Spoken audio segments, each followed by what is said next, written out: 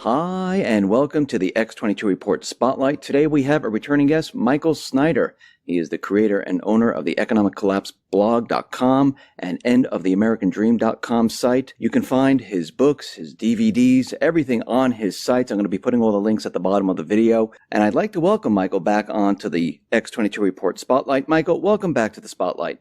Thank you. It's great to be back. Hey, thanks for coming back. And let's start off with the elections. And let's start off with what happened before the elections, because we saw unemployment all of a sudden drop to 4.9%. GDP all of a sudden surged to 2.9%. And the stock market, of course, as we know, is at all-time highs. And now here we are after the elections. And many people think, well, maybe the economy's fixed. Maybe everything is fine. Maybe we don't have to worry. In your opinion and all your research and everything that you looked at, is the economy okay now? Oh, definitely not. In fact, our long-term problems have gotten even worse. But if you look at it, a lot of people, especially Democrats, may think, well, Barack Obama did a pretty good job. But when you look at it, he's actually going to be the only president in all of U.S. history to never have a single year when U.S. GDP grew by at least 3%. And now remember, he's had 2 terms, so he's had 8 years to try to get this done, but not a single year. Every other president, even back during the Great Depression, they had down years, but then they would have up years too. And every single president throughout U.S. history has had at least 1 year when the economy grew by at least 3%. So we've been in this stagnation period for a while, but it's not been stagnation for everyone.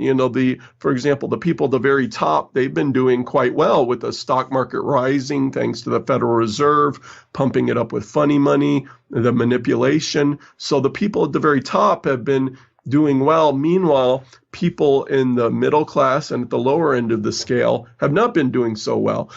For example, you look at, there was a survey taken last year, found that 62% of all Americans had less than $1,000 in savings. And then they took the survey again just here recently this year, and they discovered that number had jumped up from 62% to 69% of all Americans have less than $1,000 in savings. And so what that means is essentially about 2/3 of the country is living paycheck to paycheck without a cushion to fall back on.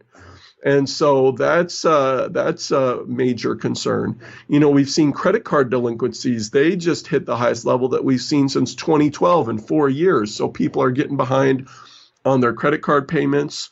We're seeing corporations, they're behind on their debts at the highest level since the last financial crisis. We've got CNN has reported that 35% of all Americans have a debt that is at least 180 days past due. So approximately 1/3 of all Americans can't pay all their debts. We've got the rate of home ownership, which is kind of a sign of how the middle class is doing. Well, that's fallen for 8 years in a row and is now hovering near a 50-year low in terms of the percentage of the country that owns a home. We've got poverty exploding. In fact, New York City, right where Wall Street is from, where Donald Trump is from, is one of the areas which has been doing better than the rest of the country. Well, the number of people the number of homeless people in New York City just hit a brand new record high.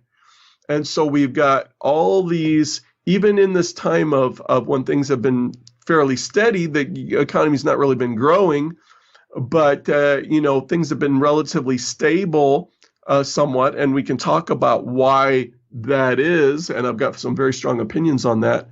But even during this time of relative stability, Dave, we've got poverty exploding, we've got struggles for the middle class, things are getting harder for ordinary Americans, and we haven't even gotten into the midst of the next great crisis yet. You mentioned, why you think this is stable. What's your view on this? Why do you think the economy is stable throughout this 8 years? Yeah.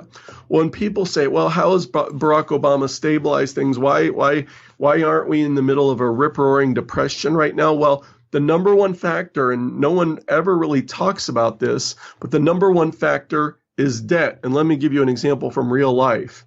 If you went out today and you went, to a big box store and pulled out your credit card, and you could buy a big 70-inch television, bring it home, and then if you could go out and you could go to a car dealership and get the most expensive car you're approved for and go on vacations and apply for a bunch more credit cards and spend money For a while, you could live like a millionaire, but eventually a day of reckoning comes. But for the moment, what you're doing by going into debt, you're bringing future consumption into the present and raising your standard of living.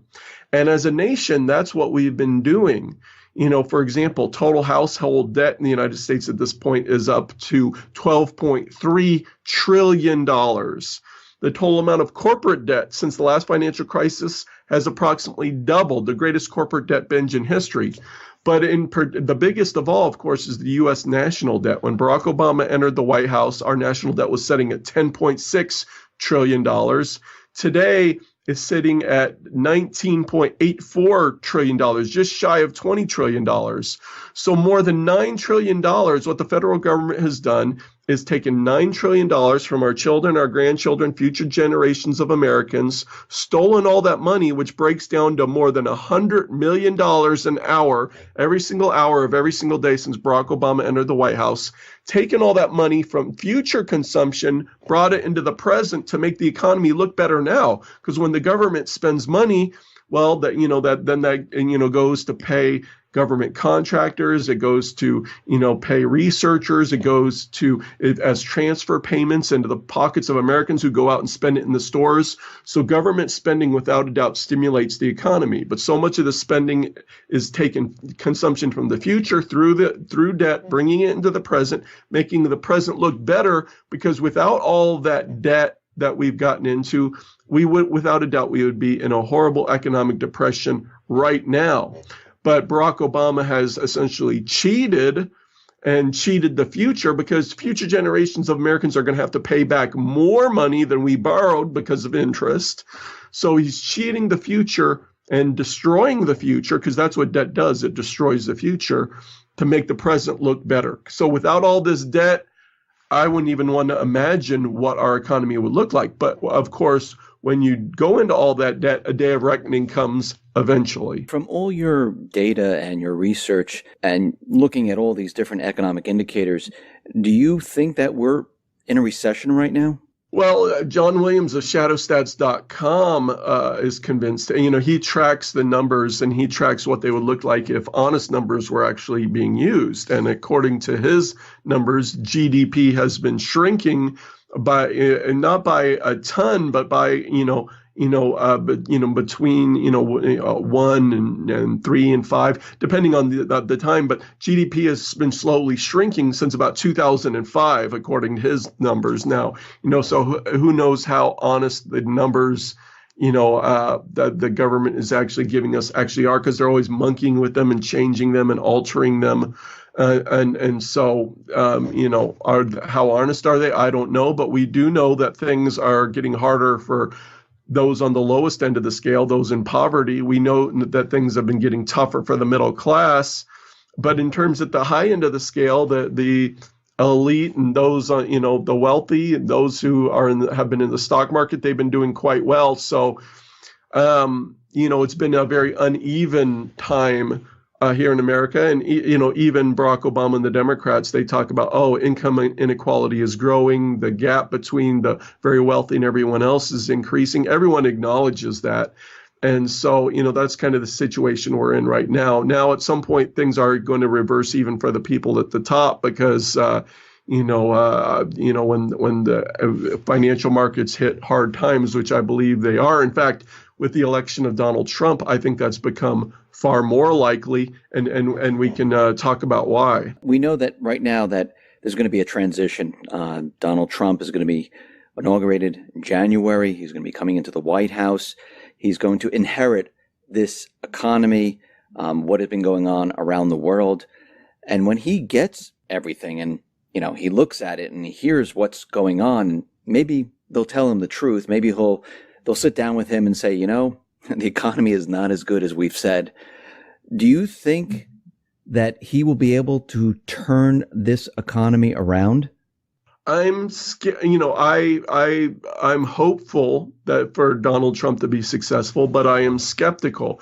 And the reason why is this, because under the current situation where, our current system, we're using a debt-based currency. The heart of the system is the Federal Reserve, and the system is designed to devalue our currency. And since the Federal Reserve was created, the value of our currency has declined by about 98%.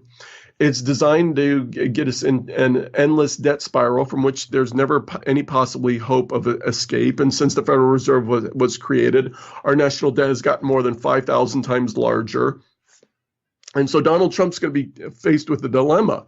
If he wants to continue forward with the current system, well, if he wants to try to start living within our means and only spending the money that we take in through taxes, we would instantly go into a depression, and then people would blame him and say, oh, you're so horrible, Donald Trump.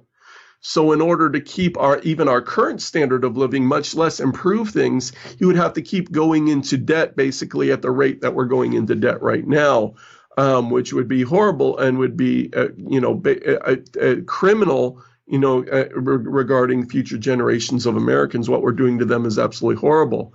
So in order to turn things around, turning things around, if he wants to monkey with tax rates, if he wants to reduce regulations, all those things are good, but they're just going to have a very small impact on things. I mean, if he really wanted to change things, he needs to fundamentally change the system, because the system is fundamentally flawed. And so to fundamentally change the system would involve shutting down the Federal Reserve, going to a debt-free form of money, and fundamentally changing things at the foundation. And he hasn't talked about that. I'm skeptical that he would be interested in doing that. And so I doubt that would happen. But that would be, in order to fundamentally fix things, you've got to fundamentally change the system. So, he's going to inherit this situation, and maybe he actually believes that he can fix things, but I'm extremely skeptical at this point. And then the big problem is, the reason we've been able to go into so much debt, Dave, is because the rest of the world has been willing to loan us trillions upon trillions of dollars at ultra low interest rates which are way below the real rate of inflation, it's irrational, and irrational bubbles like this don't last forever. But now, since the election of Donald Trump, what have we already seen start to happen? The stock market has risen, but the bond market has had problems. And the rest of the world, they don't like Donald Trump so much. China doesn't like him. Europe doesn't like him. Saudi Arabia, they wanted Hillary. So the rest of the world doesn't like Donald Trump so much. So they're saying, well, maybe we're not going to lend the United States all this money at ridiculously low interest rates anymore. So what we've seen is the rates on 30-year Treasuries shoot up dramatically. There for a time right after Donald Trump got elected. And what happens is, because you've got mortgage rates which are affected by that rate. You've got auto loans which are ultimately affected. You've got credit card rates, you've got student loans.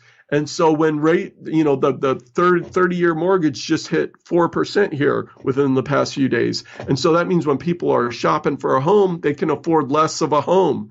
So, that affects the housing market, or people can afford less of a car when they're going out to shop. It affects, ultimately, these interest rates affect everything throughout the economy. So if Donald Trump gets in, relations with the rest of the world don't go well. The rest of the world is kind of sours on lending us money. Rates go up. Well, that is going to slow down everything. So that's another key factor in why we're not in a rip-roaring depression right now, because interest rates have been so low. We've been able to borrow this money at super, super low interest rates. That changes, and that changes everything. And so that's another huge area of concern for me, and another reason why I think we could be looking at a huge economic slowdown while Donald Trump is in the White House.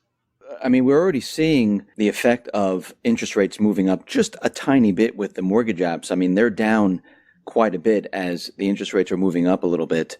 And we can see the effect already of all of this.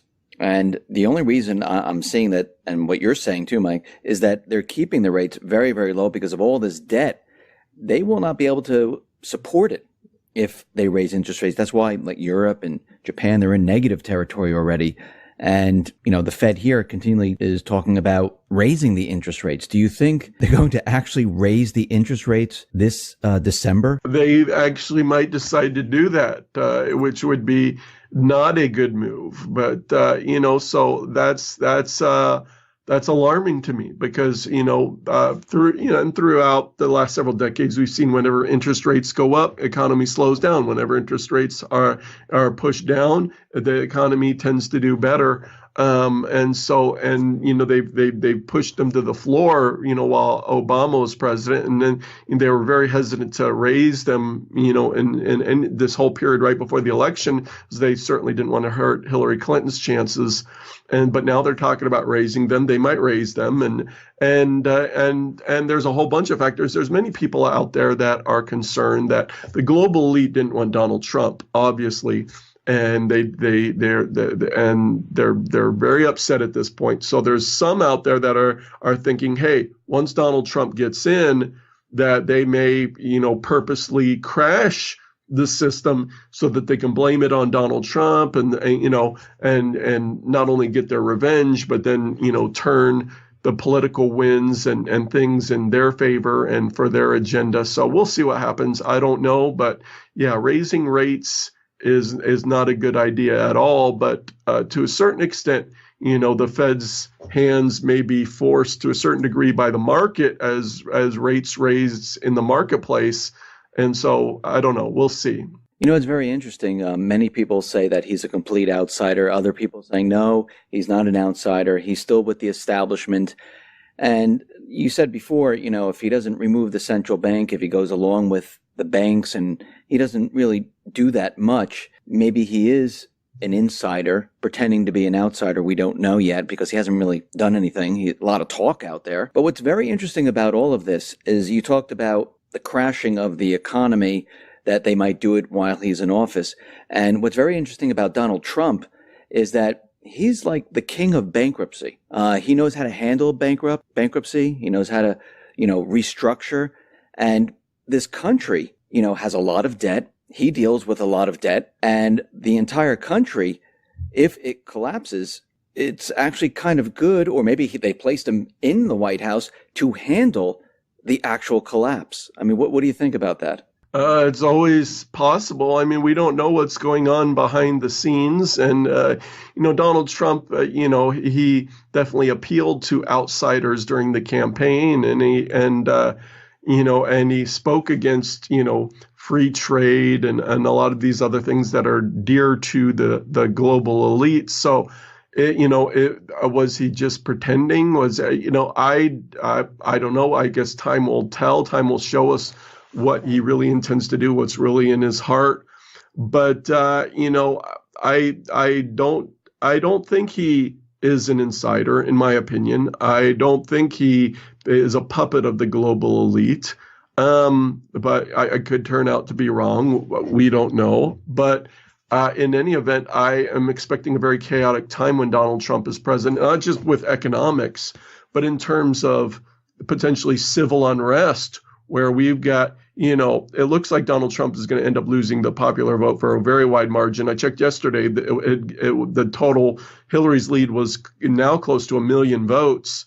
And the far left is very, very upset about that. We've already seen, riots and protests in cities all over America. And then they're planning the biggest one of all for January 20th, Inauguration Day in Washington, D.C., which is traditionally a time of celebration, the nation coming together, celebrating the new president. But they want to disrupt it as much as possible. They've, this Not My President movement. They've got a hashtag DisruptJ20, which is trending on Twitter and Facebook. And they want to go in, they want to disrupt, they want to force festivities inside. They want to basically do as much as they can to make the point that we don't like Donald Trump, we hate Donald Trump, we're going to fight him every step of the way. And, and of course, Donald Trump has shown that he's kind of got a short fuse. And so this feud, this anger, this frustration, which I believe right now America is more divided than I've ever seen in my entire lifetime. And it could get a whole lot worse. And my fear is that we could see civil unrest, riots, protests, anger, frustration boil over. At the same time, we're having economic problems, and this whole thing could just spiral out of control very, very rapidly. So I'm hopeful for good things under Donald Trump, but I also see for the potential for this to go horribly, horribly wrong. Do you think these protests and the rioting and stuff, do you think this is all being orchestrated to divide America right now? Well, I believe George Soros and far left organizations are definitely organizing things, pushing things. So there is an orchestration, but I also believe that so much of what people are feeling is real. I mean, people out there actually hate Donald Trump. A lot of people do believe that he's essentially the devil, and the things that and they call, they say, oh, it's going to be like living in Nazi Germany, and they use these terms which evoke emotions in people and get people feeling a certain way. And so I believe the anger and frustration are real. Now, those that are attempting to orchestrate things are using that and fueling that without a doubt. But I also believe that it's tapping into real emotions and how people are really feeling out there. So I think there's both things going on. So what do you think, like Soros and others, what do you think the end game is? I mean, what are they trying to accomplish with all of this? Well, I think that Hillary Clinton was supposed to win. The pundits were telling us 80-90%. And so I think the left was lulled into a little bit of a sense of complacency. They didn't think there was any chance Donald Trump was going to actually win. So they didn't like him, but they thought, oh, he's going to be easily defeated. So they were kind of stunned and shocked and surprised that he actually won. And so now they're shifting gears, and they want to oppose him and fight him as much as possible. I'm sure they'll try to find some ways to try to impeach him, but with the Republicans in control of the House and Senate, that is going to be kind of far-fetched. So I'm sure they'll be trying to bring up whatever scandals they can. They'll be trying to block him however they can in Congress. They'll be, trying to do whatever they can. But then also, they're going to, try street action, street protest, try to but basically they want to fight whatever he's trying to do as much as they can, obstruct, slow down, and keep Donald Trump from accomplishing anything that he's set out to do. So, and really, I think the election of Donald Trump is going to be the number one most galvanizing moment for the far left that we've seen in modern American history. So it's gonna give them motivation. It's just as if the election of Hillary Clinton would have kind of galvanized the right, but even more, because there's no president that the left has ever hated more than Donald Trump, and he's not even in office yet.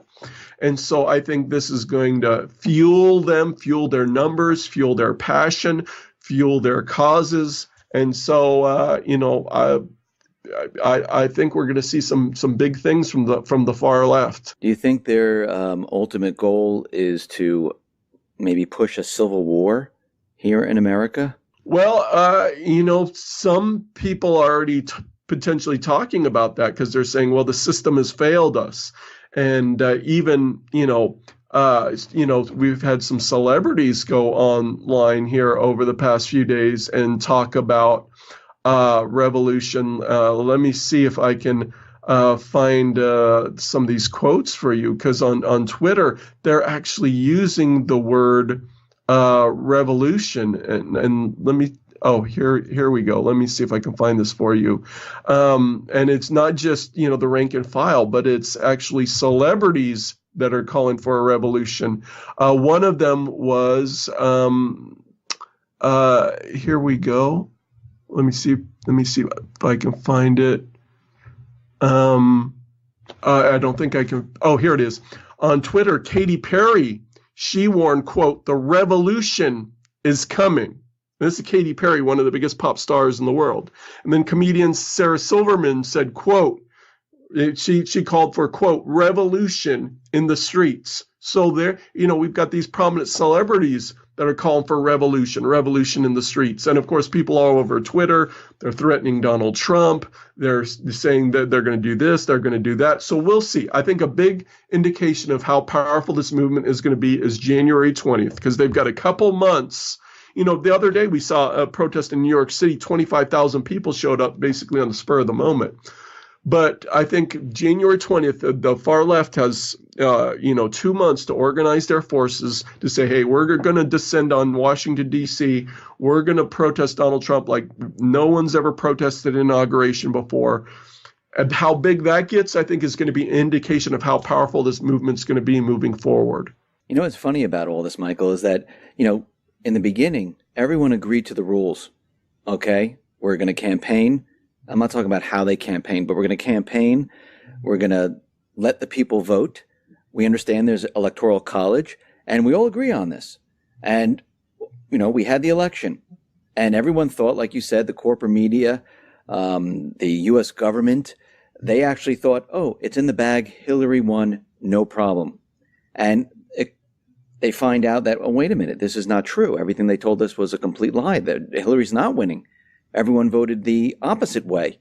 And now they don't like the rules. Now they're very upset with the rules. So when we look at all this, they were okay with it when they thought their candidate was going to win. And now that their candidate lost, they're not okay with it, and they're trying to change the Electoral College. There's petitions out there. I think Senator Boxer is out there creating a bill. How far do you think they will get to try to change this? Well, I don't think they're going to get very far with their attempt to change the Electoral College, and it would be extremely hard to do because you're dealing with the Constitution. It's not like trying to pass a new law, but and the far left is very upset about all this right now because Hillary Clinton, like I mentioned earlier, she's ahead in the popular vote. And by the time all the votes are counted, it's likely to be well over 1 million vote difference.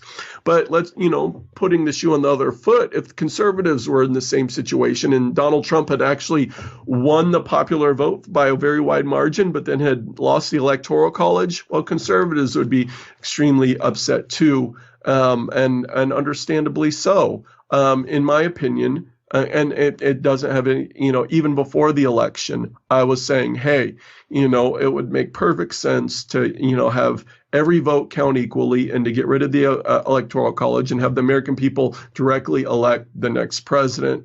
To me, that just makes rational sense. Now, since, Donald Trump won the election by winning the Electoral College but losing the popular vote, a lot of Trump supporters, don't necessarily want to hear that, and I'm certainly glad Hillary Clinton is not going to be our next president. So, for my own personal reasons, if nothing else, and that if she had gotten in, things would not necessarily have gone very well for people like me. So I'm glad she's not going to be our next president. But just from a logical, rational point of view, I think it only makes sense to have every vote count the same, the American people to directly elect the president. But now all these conservatives are out there defending the Electoral College because that's how Donald Trump won. But ultimately, I don't think it makes a whole lot of sense. But I'm certainly pleased with the outcome that Hillary Clinton didn't win, although I'm not nearly as optimistic as a lot of people out there about what a Trump presidency is actually going to mean for the future. I was actually far more concerned about keeping Hillary Clinton from getting into the White House than I was in terms of electing Donald Trump. But so we'll see what happens. But as far as the Electoral College, I think it should be changed, but I don't think it ever will be. Mike, that's the only place where I disagree with you. And I wasn't for Trump. I wasn't for Hillary. I was for a person that was going to work with the people, be for the people, not for the central bank, not for corporate interests, not for foreign interests. But I see why we do have the Electoral College, no matter who won. It doesn't make a difference to me because I still feel there's the shadow government, there's the central bank. But going with just the popular vote, the reason the founding fathers put this into place is, one, is some type of safety check, because you can manipulate the votes, and they didn't want a candidate going to the popular cities with the population in that city and only going to those individuals and completely disregard the rest of the country. And with manipulation in the voting systems, which actually Bev Harris from Hacking Democracy shows that you can do this, where you can manipulate the votes.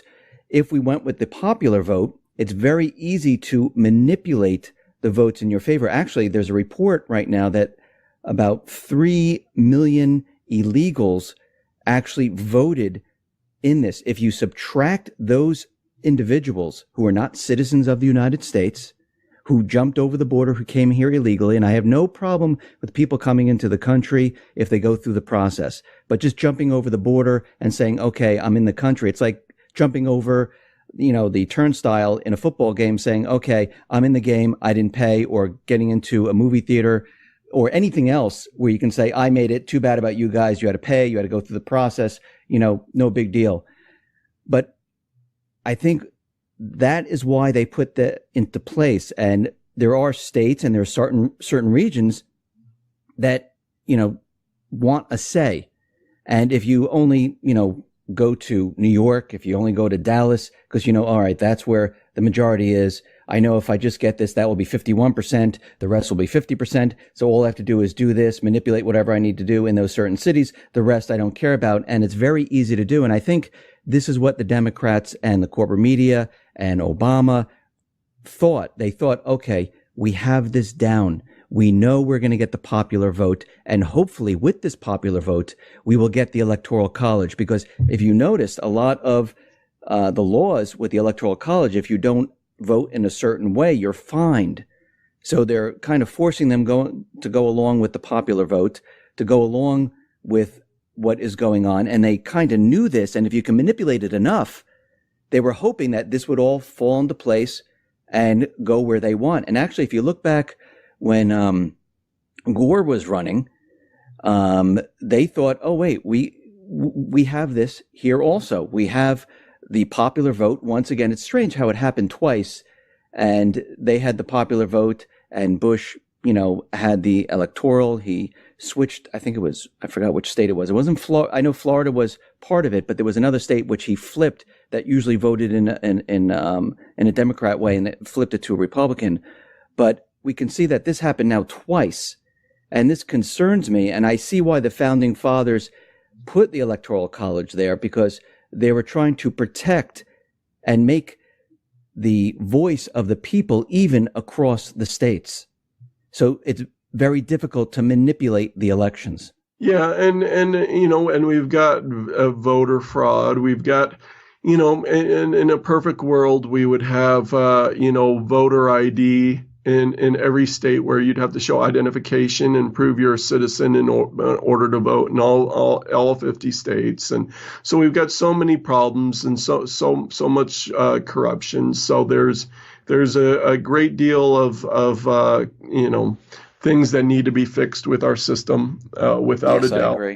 I agree but, with you. Before the election, they were saying, hey, it's possible Trump could win the popular vote, but the Electoral College seemed to favor the Democrats.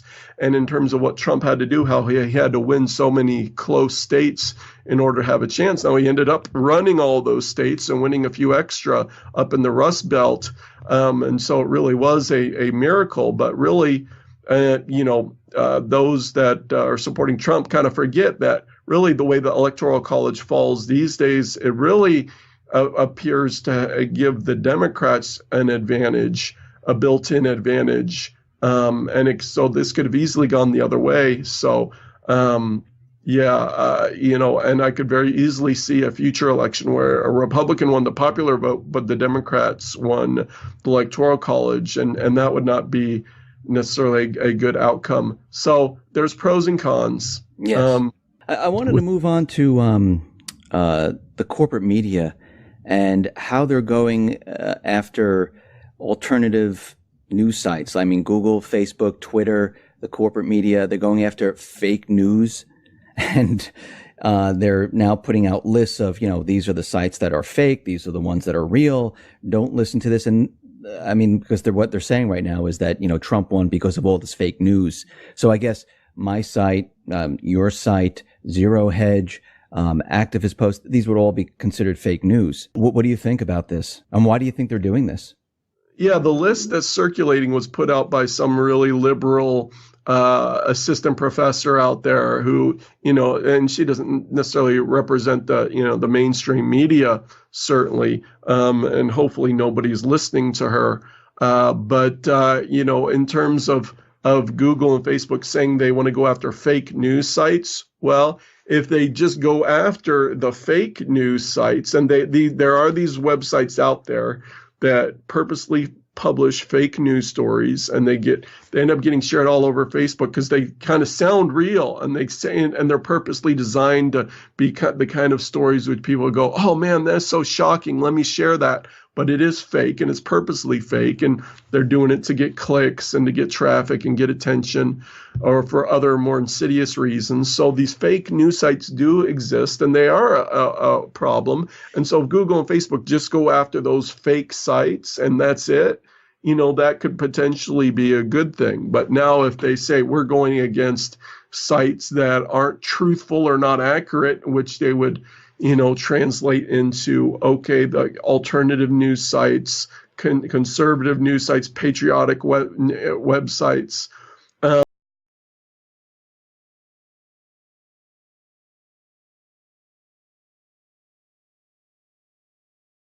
People like us, it's entirely possible, and it's a major concern, and it's something that I'm watching and hoping that does not happen. But we'll see, because, and this is another thing with the division. Instead of the country coming together now, there's so much anger and after the election, the fighting is continuing. I mean, throughout this election, we've seen this election rip apart families, friends, churches, communities. Relationships that took decades to build are being divided, are being ripped apart. And so there's so much anger, so much frustration. And now that the election is over, there's a backlash. Conservatives are just, pounding on liberals. Liberals are pounding on conservatives. So they're, we're divided, and it continues to get worse. And a house divided against itself will fall. And so, a lot of conservatives are feeling really good right now because Trump got in. But I don't necessarily see so much reason for optimism. I agree with you that if we stay divided, this is not going to work. And the founding fathers, they've been telling us this all along, that the nation cannot be divided. We need to come together. We need to find out who our true enemy is, what the problem really is, and look past, Republican, Democrat, and say, something, who's behind the curtain? Who is orchestrating all of this? Why do we have these individuals? And I think we all need to come together and stop the protests, the riots, and everything, and try to figure out how we can make this country better, how we can remove those individuals like the central bank, of course, the shadow government, those who are big money elite individuals that are pulling the strings on certain things going on, like George Soros and others. I think we need to come together to find out, like, these are the individuals that we need to stop, that we need to say, something, you cannot control the government anymore. We need them to be removed. But at this point, I don't see this happening right now at all. Yeah, there's some hope that Donald Trump would come in and drain the swamp and fundamentally change the government, root out a lot of the corruption and a lot of the influence. And so far, the signs I'm seeing, and for example, there are reports he's considering a former Goldman Sachs banker to be the Treasury Secretary, and that's certainly not draining the swamp. And concerned with potentially some of his other cabinet appointments that have been, floated so far. So not a lot of promising signs so far on that front. And then, of course, you mentioned the central bank, the Federal Reserve. It's not something Donald Trump really even talks about, but that's, at the heart of things. And that's one of the reasons I wrote the article I did yesterday about, what Donald Trump needs to do. My article is entitled "Why Donald Trump Must Shut Down the Federal Reserve and Start Issuing Debt-Free Money." And he could do that. President Kennedy did it, started issuing debt-free money. He didn't get rid of the Federal Reserve, but he started issuing debt-free money back in 1963. And Donald Trump could do that. Donald Trump could make these big changes. He's certainly I believe he's an outsider, and he's bold enough and strong enough potentially to make big moves, but he's not talking about it right now. It's not on his agenda. So we'll see. A lot of people are hopeful that Donald Trump could make some fundamental changes. We'll see. But I'm perhaps less optimistic than some people. Where do you think we stand with war? I mean, we were leading up to World War. with Russian aggression, everything that's going on in the Middle East, the South China Sea. Where do you see us right now with respect to war? Yeah, if Hillary Clinton would have been elected, well, Vladimir Zhirinovsky, he's a top Russian politician. He had an interview with Reuters where he openly said, hey, if Hillary Clinton is elected, you're essentially voting for World War III. And over in Russia, they've been preparing like crazy. They just had a civil defense drill involving 40 million people. A news broadcast recently, they openly told people, hey, you need to find where your local bomb shelter is in case war breaks out with the United States. So we've been on this trajectory toward war with Russia because of Syria, because of Ukraine, because of everything else. And so that was a major concern. Now there's hope that now Donald Trump has gotten in, and certainly the Russians wanted Trump to get in. There's hope of improved relations with Russia. And so far there's some promising signs. However, Donald Trump is talking about people like, hey, people like John Bolton for Secretary of State. What? That would be a major, major problem, because talk about a warmonger. And of course, John McCain's already telling him, hey, you can't get soft on Russia. The Pentagon is very, very anti-Russia at this point, and will Trump listen to the generals? So, a lot of people are hopeful. I'm kind of skeptical, because so much of the establishment, the military right now is very anti-Russian. And Donald Trump has not said he's necessarily pro-Russian. He said, hey, I'd like good relationships with Russia, but we'll see. So we'll see on that front.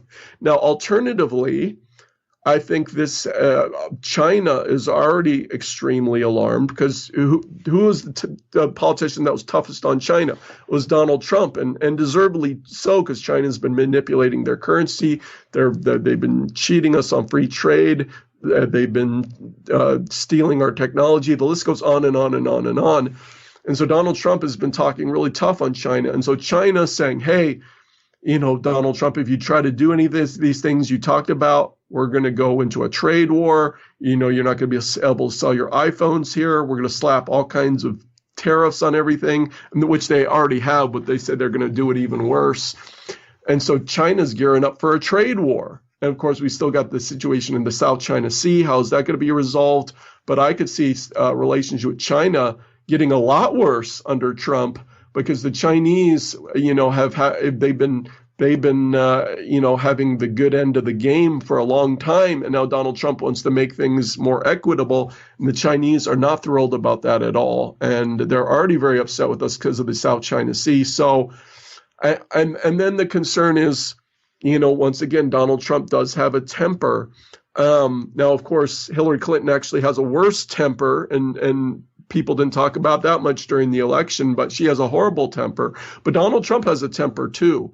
And so if, things with Russia, they could be going good for a little bit, but one single thing, and Donald Trump could suddenly decide, oh, Russia is on my bad side, or China's on my bad side. And we've seen how Donald Trump goes after his enemies. And that doesn't work necessarily in the area of international diplomacy. So I could see things getting worse with China real quickly.